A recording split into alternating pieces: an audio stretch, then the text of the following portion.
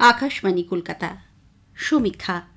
আজকের শিরোনাম অসহায়তা, অবিশ্বাস, অসহিষ্ণুতার অভিঘাত। লিখেছেন জয়ন্ত বসু।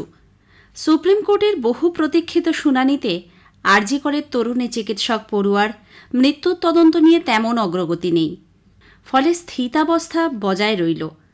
এ এক অদ্ভুত সময়, এক অজানা সময়। কলকাতা একসময় ছিল মিছিল নগরী। প্রতিবাদের জন্য এ রাজ্য বিখ্যাত ঐতিহাসিকভাবেই।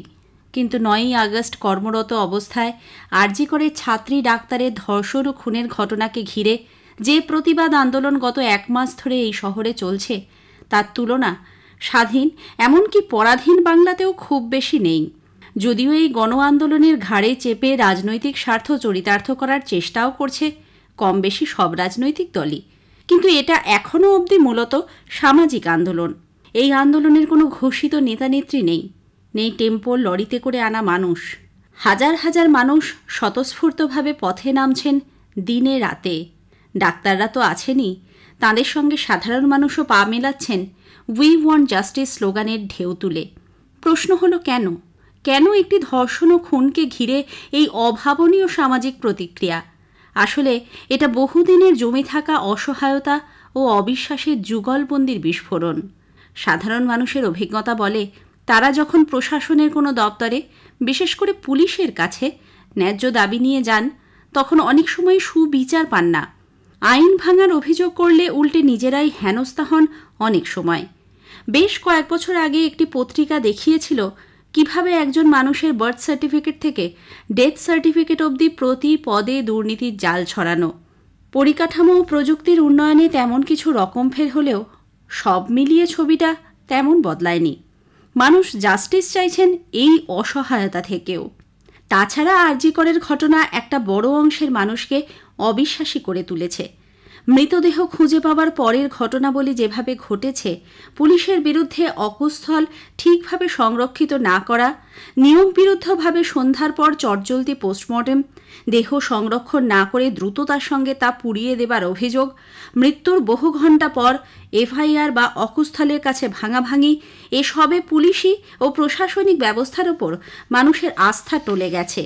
14ই আগস্ট মধ্যরাতে পুলিশকে কার্যত পুতুল বানিয়ে যেভাবে আরজি করে ভাঙচুর হয়েছে, তাতে এই অবিশ্বাস আরও জোরালো হয়েছে। মানুষ মনে করছেন পুলিশ প্রশাসন নিশ্চয়ই কিছু একটা লুকোতে চাইছে।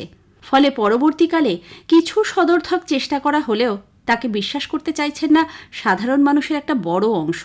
কেননা তারাও ক্ষেত্র বিশেষে অভিজ্ঞতার নিরিখে নিজেদের জীবনের বহু ক্ষেত্রে প্রশাসনের কাছে বিশ্বাস রাখতে পারেননি। এই অসহায়তা ও অবিশ্বাসের যোগফলের আগুনে ঘি ছেটাচ্ছে সামাজিক মাধ্যমের অসংখ্য পোস্ট, ভিডিও, যার একটা বড় অংশই ভুয়ো। দেখা যাচ্ছে এই আন্দোলনকে ঘিরে জন্ম নিচ্ছে এক অসহিষ্ণুতা। আমার সুরে পুরোপুরি সুর না মেলালেই, আমার ইচ্ছে মতো শব্দ প্রয়োগ না করলেই তুমি যথেষ্ট বিরোধী নও, এমন ট্রোলে সামাজিক মাধ্যম ছেয়ে যাচ্ছে। এই ধাক্কা বেশি পড়ছে তথাকথিত সেলিব্রিটি এবং বুদ্ধিজীবীদের ওপর। সামাজিক মাধ্যম তো বটেই, এমনকি সামনাসামনিও। সুপ্রিম কোর্টও পার পাচ্ছে না। এটা কিন্তু গণতন্ত্র নয়। প্রত্যেক মানুষেরই নিজের মতো করে কথা বলার সম্পূর্ণ অধিকার আছে। কেউ তার বিরোধিতা করতে পারেন, কিন্তু আক্রমণ বা অপমান করতে পারেন না। সেটা হলে শেষমেশ আন্দোলনটাই ফুটপাত বদল করবে, দুর্বল হবে। পাশাপাশি এটাও স্বীকার করতে হবে, এটা একপক্ষীয়ও নয়। সরকারে থাকা দলের একেবারে ওপরের সারির নেতানেত্রীরা পরিস্থিতি বুঝে এখন মোটামুটি সংযম দেখালেও মাঝারি ও ছোট নেতারা অনেক ক্ষেত্রেই বেফাঁস কথা বলছেন, চোখ রাঙাচ্ছেন, অসহিষ্ণু হচ্ছেন।